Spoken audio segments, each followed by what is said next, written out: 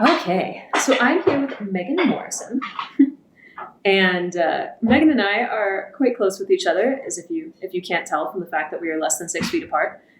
But our feet are also touching. It's true. You can't see it, but it's happening down there. Megan and I have known each other for a couple of years now, and the reason that I got really intrigued by her, I think first was her presence, which is just this kind of like dynamo, just like ball of energy, but also seeing her lead community. She kept coming out with these really fascinating events that were playful, and like I think last time I got this, like your quarterly update was a letter with like multiple stamps on it and like wrapped in twine. Like the whole aesthetic of it was just amazing. And then I started hearing from people about your coaching and the transformation they were having, and you started founding an authentic relating community in Atlanta. And I was like, who is this woman? It's me. And then more recently, she founded an online co-working community, which was one of the first communities I saw during the pandemic that was really kind of trying to do something inventive with the fact that we were all quarantined at home. So I wanted to talk with Megan as one of my favorite community founders and creators, and also as a coach that I really haven't gotten to dig into much, like why do people experience such transformation? I work with you. I'm so excited for this conversation. Yeah. And if you hear a little bit of banging in the background, apologies. We are there's a kitchen space. Yes. There's a kitchen. So the first thing I want to ask you is, I kind of already gave somewhat of an introduction, but what is your favorite version of your biography? How would you describe yourself? Oh man, I am a multi-talented human that's had lived many different lives in this one life that I've had. I've been a cheesemonger. I've been a researcher in Kenya. I've done photojournalism in Madagascar. But in the last 10 years, it's been all about journalism. So I went to school and got my master's in science journalism, and then went and did some work with various companies, and eventually found my career in coaching. And I love that my background is in science journalism because a lot of coaching has to do with neuroscience. And so this idea of being really curious about the way things work and being able to explain things really clearly to people that don't come from a science background has been really wonderful in my coaching. So I'd actually love to hear more about that. Like, how do you use science in your coaching, and how do people respond to that? Yeah. So for instance, I give this really cool talk on intuition, and there's a lot of different ways to think about intuition. There's the spiritual side of it, but there's also the scientific side of it, where they've actually done studies and they've found measurable ways to understand intuition. And so when I tell people that I use the scientific version, suddenly it makes intuition accessible to a much broader range of people. I love to read studies on neuroscience, behavior, all those different things that I can then pull in when I'm training my clients in new tools and concepts. And also sometimes they're just things that I remember. For instance, I read this great paper on process simulation versus outcome simulation, which is, it was I think it was from UCLA. And the idea is that when people focus on outcome simulation, so they having reached their final goal, they become less motivated and less productive because they're actually in this experience of feeling really good about having reached their final goal. So what are they working for? Versus process simulation, which is watching yourself sit down, get to work on that book that you're writing. Oh, you feel bored, but you practice in your mind pushing through, and you watch yourself go through every step of the process, and that's shown to dramatically increase people's chances of success. So when I learned that, for instance, it completely changed the way that I did goal setting and that I helped people toward their goals. So what about coaching? What about coaching and about community building drew you? Why did you choose those? So I accidentally found my first coach, and I found her through a listserv. I was a member of this community of people that had led trips abroad for high school students and junior high students. And it's such a cool community. People are doing all sorts of different things around the world. And this one woman sent out an email that said, hey, I just got my certification in coaching. If anybody wants to do a free coaching call, reach out. And at the time I was having an identity crisis. So I reached out. Yeah, it was not fun. It was every day at 3:00, I would have an anxiety attack pretty much on the dot, because I felt like there was something else I was supposed to be doing with my life, and I wasn't doing it. And it was just this constant existential pain that I was feeling. So I called her. I pretty much spent the whole hour talking to her, sobbing about my existential crisis. And in the end, it got coaching on my radar. And for years, I'd been really I've been looking for something. So I'd gone to therapists and tried to figure out why I couldn't change career paths, follow my dreams, do what I wanted to do. And they would say to me, there's nothing to heal here. Like, there's nothing fundamental to work on. Like your baseline is set, you're good. And some therapists, caveat, do goal setting. But for the most part, a lot of therapists are focused on the past and the present and getting you back up to feeling like yourself again. So therapy wasn't a good methodology for me at that time. And I went to some consultants, like the Small Business Bureau in Washington, D.C., I think. And all the consultants would give me this great advice, but ultimately I was too scared and confronted. And I had all these limiting beliefs and all these stories in my brain, including my parents told me for years that entrepreneurship was dangerous and you couldn't make a living that way. And the consultants just didn't know how to help me because they gave me everything I needed to do, but something was still stopping me from doing it. So when I found coaching, I realized that was really the methodology that I needed to go and create my life versus just react to the things that were happening. And I hired a different coach, and that began the journey. And it was really cool because not only did I start my first company within 6 months, but I also had I discovered different ways to be in my relationships, created a new relationship to money. And I realized that it was a methodology I felt really passionate about. And less than a year later, I started my coach training program. So I guess you found the thing. I did. Well, I found the thing, yeah. And there's still multi things. Like I coach, I make money dancing and DJing when we're not in a pandemic. And I run international retreats around dancing and personal development. So in my life, there needs to be like little sprinkles of many things for me to feel good. I know that feeling. Yeah. That's an Enneagram 7 thing. Yes, it is. I actually wanted to expand on, so before this call, you were mentioning the differences between therapy, coaching, and consulting, I think. Yeah.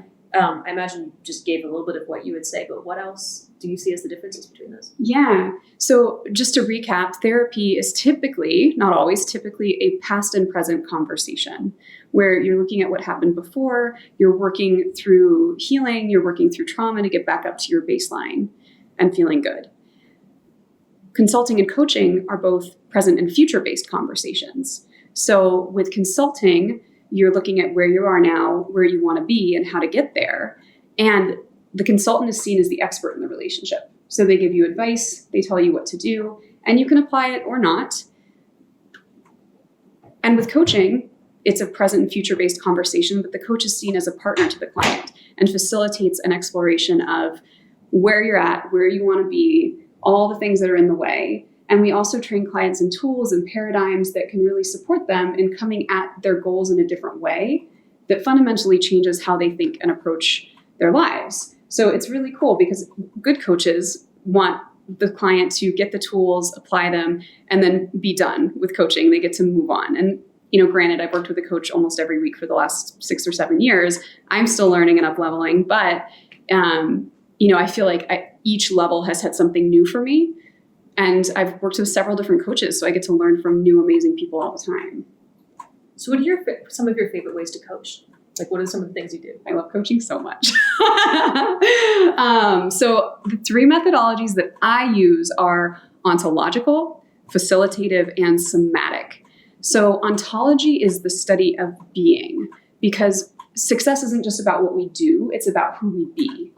So people can actually do the same thing over and over and over again, but if they're not bringing a being that works, they're going to get stuck. For instance, let's say that there is a CEO of a company and he comes into his meetings and he's doing all the right things, but he's bringing, let's say, solemnity and he's bringing intensity. And that's not actually what his team responds to.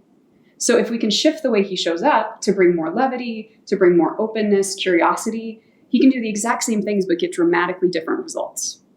So that's ontology. In ontology, we also talk about context. So the idea is that it's hard to see the water that we're swimming in.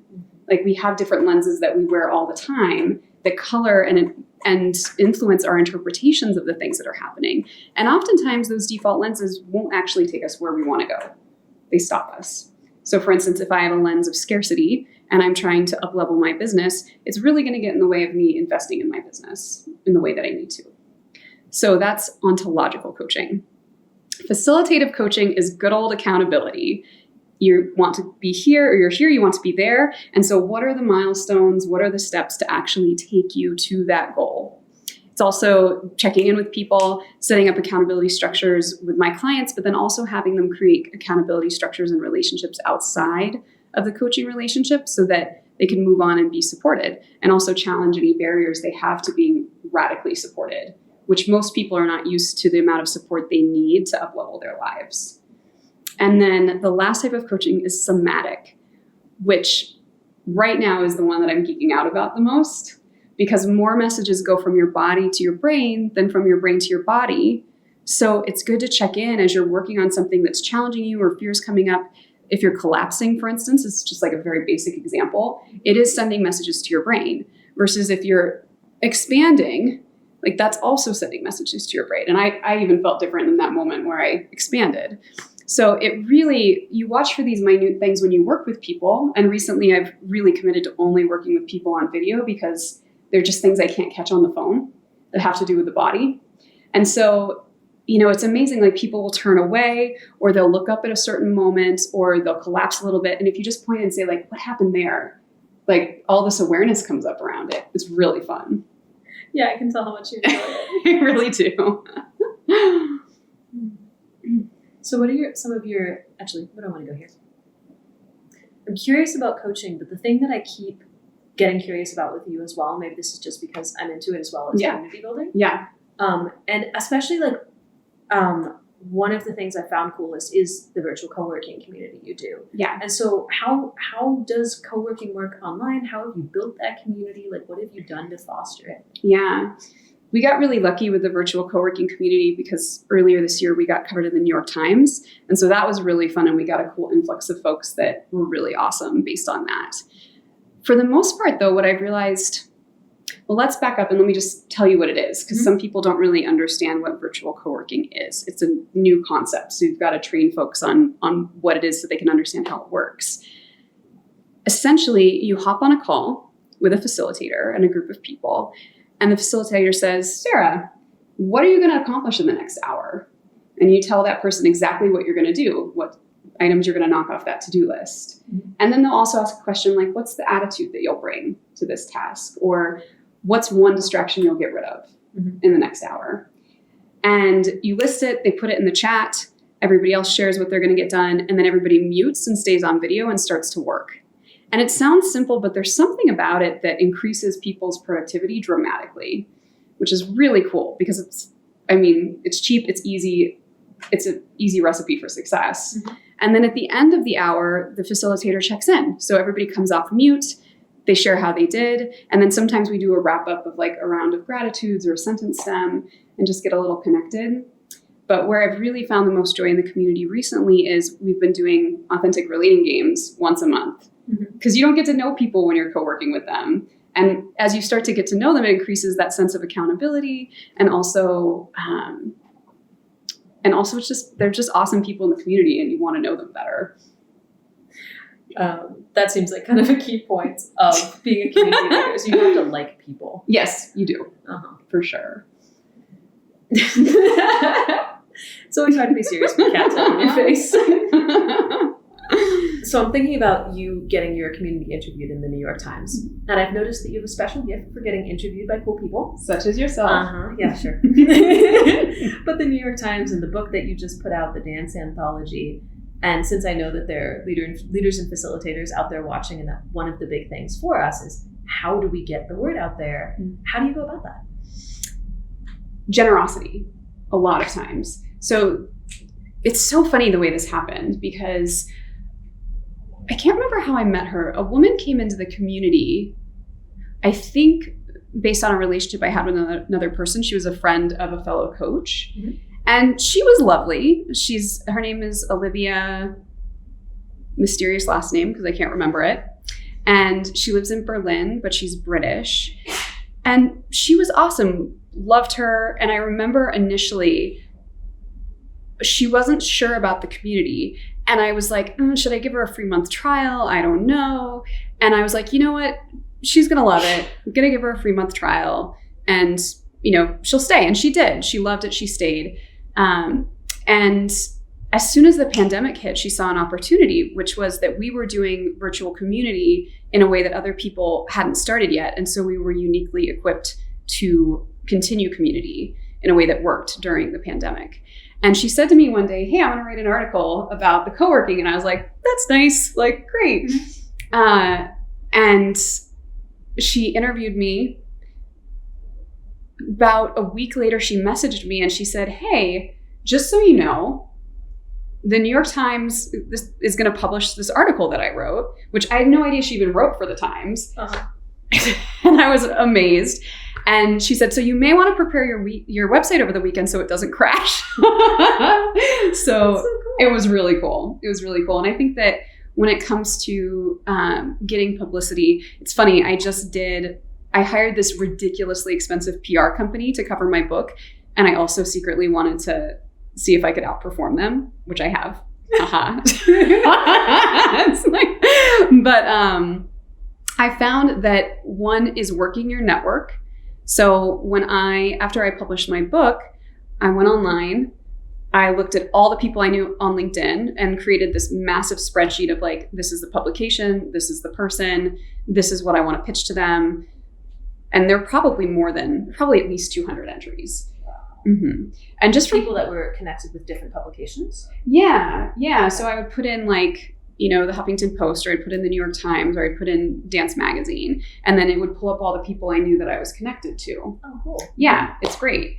And over the years, what I found is being really willing to support others, giving away plenty of stuff for free. And I think you have to be careful with that. You have to find where it's healthy and where it errs on the side of like giving away too much, because you need to take care of yourself financially.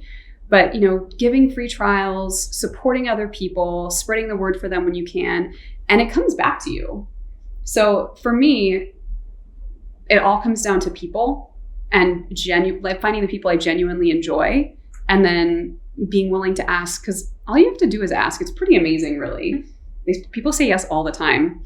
That's what I found with these interviews even. I was amazed. Yeah. But I think there's something too that it's building. I used to say that I build a lot more social capital than physical capital, which is in part because I had some blocks on money, but also because I think it really is like in community, that's what we do. It's like the way that I found a lot of the time that the growth of my community was almost directly proportional to the time that I had to put into it, just freely, not building it as an audience, but liking people and doing things for them. Yeah. And then over years, those relationships, those friendships have become ones that I draw on even professionally. Yeah.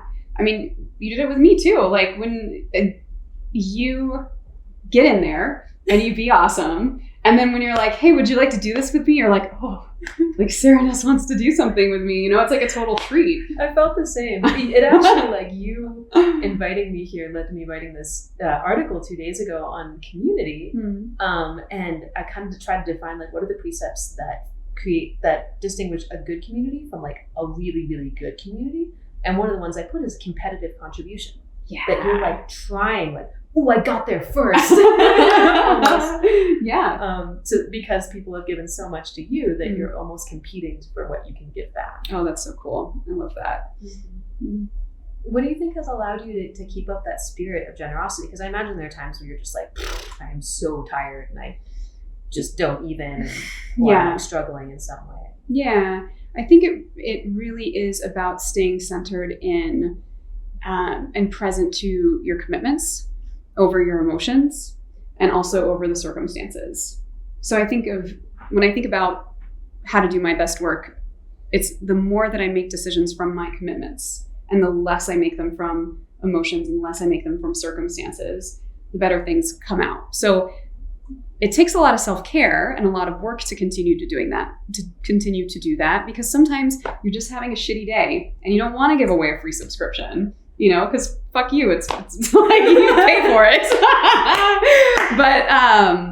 But you do, like you choose from your highest and best. So I think that really good self-care is very critical to continuing to make decisions that are based on our commitment to grow a thriving community, to serve the world in the way that we want to serve.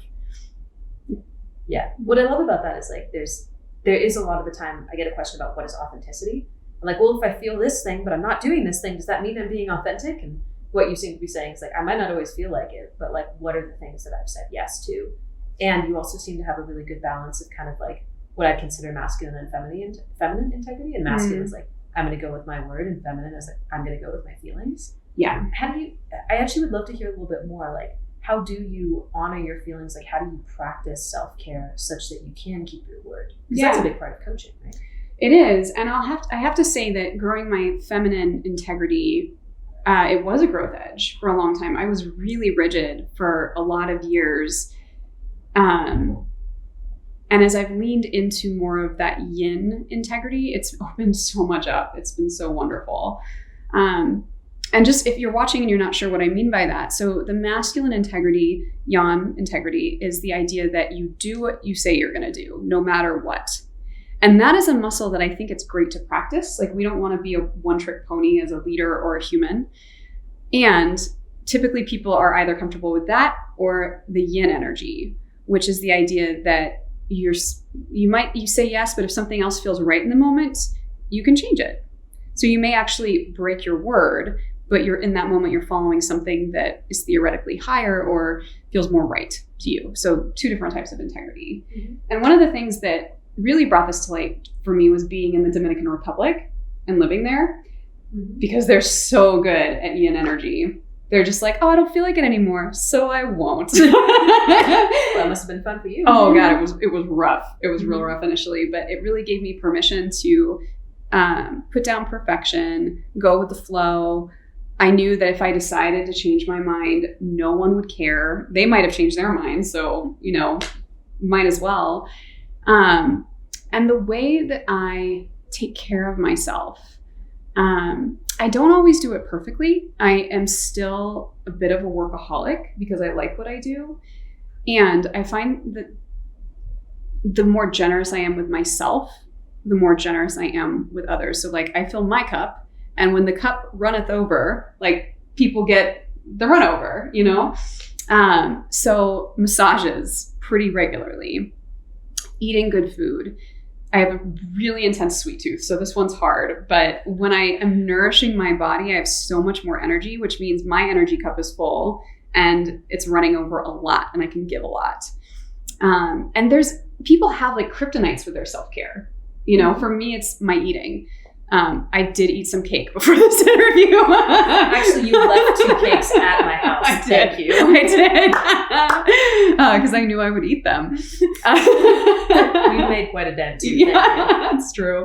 So paying attention to what I eat, taking care of my body. Peter Benjamin and I, who we're also interviewing, are just introducing sleep hygiene and having a routine when you go to bed. I love having routines when I wake up, even though I don't always do that perfectly either. And taking time off. So I've been really honoring my weekends as of late and trying to have a time that I stop. And I've just set up my schedule so that I'm pretty sure I'll be able to take Wednesday entirely off soon. And that's nice because you've got 2 work days, a day off to like do admin, go for a hike, really feed yourself so that you can give your best at the beginning and the end of the week. And ultimately, I find that clients really like it when I take care of myself because it models it for them, Yeah, it's definitely been one of the hardest ones for me. Yeah, it's a toughie. Because do you work a lot too? All the time. Yeah. I'm getting asked about my hobbies and I'm like, work. I have work and I have people. Yeah. Am I supposed to be doing other things? Like, especially during the pandemic. Like, there's not much else to do. There's not much else to do. Yeah. Yeah. But it's also, I like that you said that like hike or admin, like a lot of the time for me, there are certain types of work that I need to do in order to relax, or like writing an article for me is self-care. So I really discovered that self-care is like our normative ideal of it, of like things like massage and going for hikes are part of the story. But then there's a real specific, like, what is it that nourishes you? Yeah, exactly. So tonight before this interview, I was dancing in my kitchen to blues, and that really nourishes me. We had a whole Chicago dance and song party over here last night. You really should have seen it. Oh, I saw it because Peter took a video. Wow. There was you and Jeff put on quite a show in the kitchen. With the knife and everything? With the Yeah, knife. that's good. There was a knife. You can just wonder about that. Exactly. Not attaching that to this interview, sorry. But yeah, I think that does speak to like even that balance between work and play. And I find that like if I'm not nourished at all on myself, one of the first signs is that I just can't have fun. Like I can't relax enough. Yeah, it's true. And it takes a little time too to come down. So I think that's why like a whole weekend is good. Or when you're on vacation, the first 2 or 3 days, you're still kind of like in prep mode before you can really relax. So it takes concerted effort to come down. Well, what are you most excited about these days that you're creating or working on or thinking about? Oh man, I'm really excited about a lot of things. I really avoided having a niche for many years. And I've recently decided on 3 potential niche areas, which feel thrilling. And I still have to narrow it down. So that's got to happen. But the things that I'm really loving are embodiment, because I find that it is really important as leaders to learn about embodiment and to leverage those tools and techniques. Intuition and supporting people in growing their intuition and understanding what it is on many different levels. And then just making business fun. I work with a lot of entrepreneurs, and a lot of them forget or don't realize that business can be really fun. And like, I really enjoy my business, and I'm really good at gamifying things and making things enjoyable. And so, yeah, it's one of my superpowers that I think would be fun to bring to people. So in what ways can business be fun? So many ways. Tell us, Megan. Yeah. Just for the viewers. Yes, yeah, just of course. I mean, I think it can be really simple, and it can be more complex. And I'll give some examples from my business mastermind. But on the simplest level, when there's a task like entering receipts, which, I was doing the other day, like turn on some music you really love. Like actually give yourself permission to have atmosphere and joy and play and whatever going on as you work.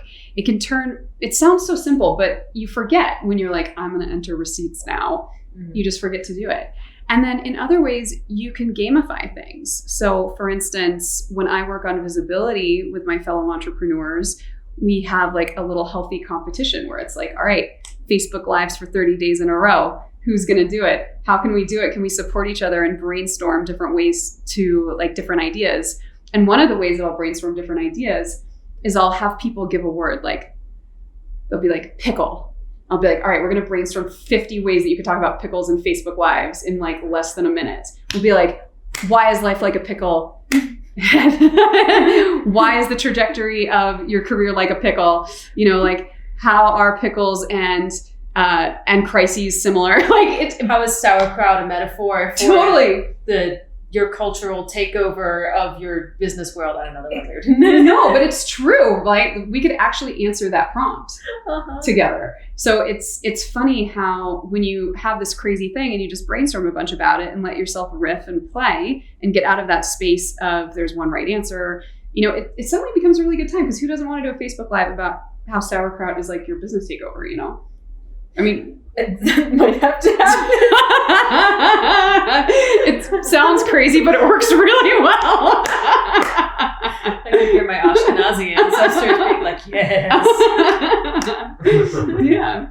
So business is fun, and there's all these different ways to do it, and networking is fun. Like I always really recommend that the people that I work with find ways to network that they'll really love. So some of my best clients when I was living in Washington, D.C. came from me going to embassy parties by myself. So I'd go like to fancy Italian embassy parties and eat good food and network with potential clients. Or I went to the Madagascar embassy at one point.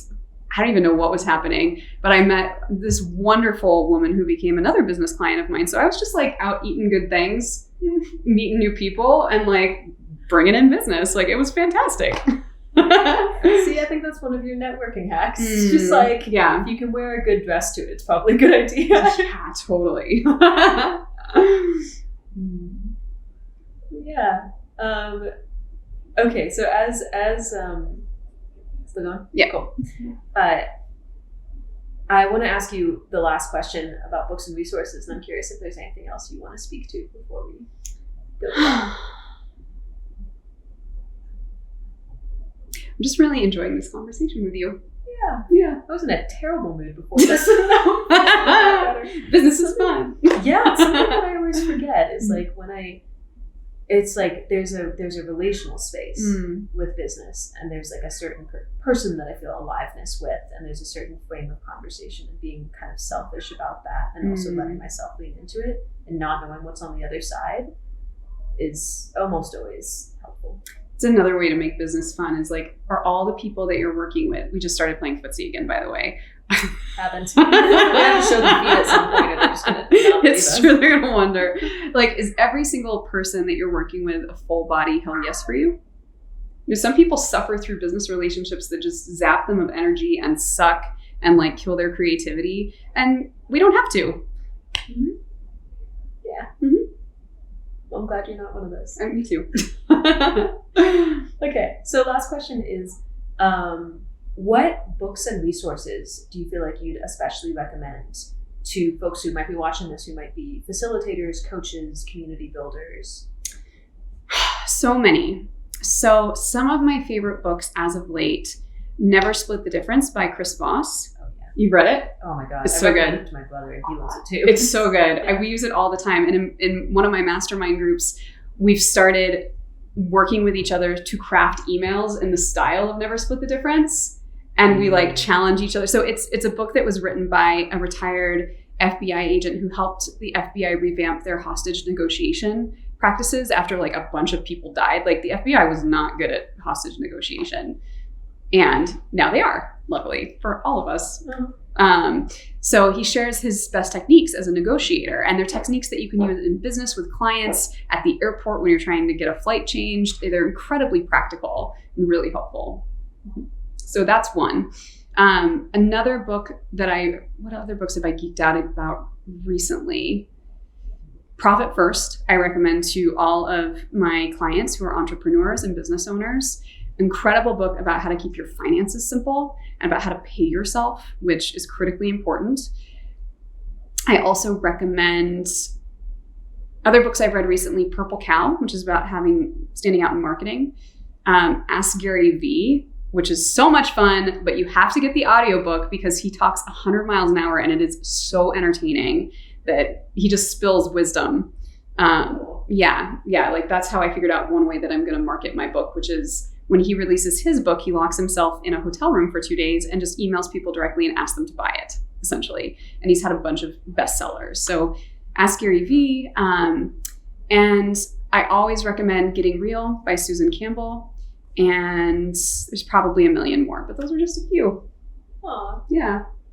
Well, thank you so much. You're so welcome. For being interviewed and petting cats and playing footsie with me and generally being such an influence in my life that we're right now in Boulder, Colorado. And one of the reasons I had to interview Meg is that she's such a person that I say no to very few things. I'm generally kind of like, it takes a while to get on my schedule unless you're doing a project with me. That's like the best way to get my attention. Is like, do you want to collaborate on something? Cool. Even then it takes some doing. We're actually coaching a course right now together, so you can tell. But Meg invited me to like fly across the country and just like come to Colorado for 2 weeks and pay for an Airbnb and enroll a bunch of people to come with me. And I found myself instantly saying yes.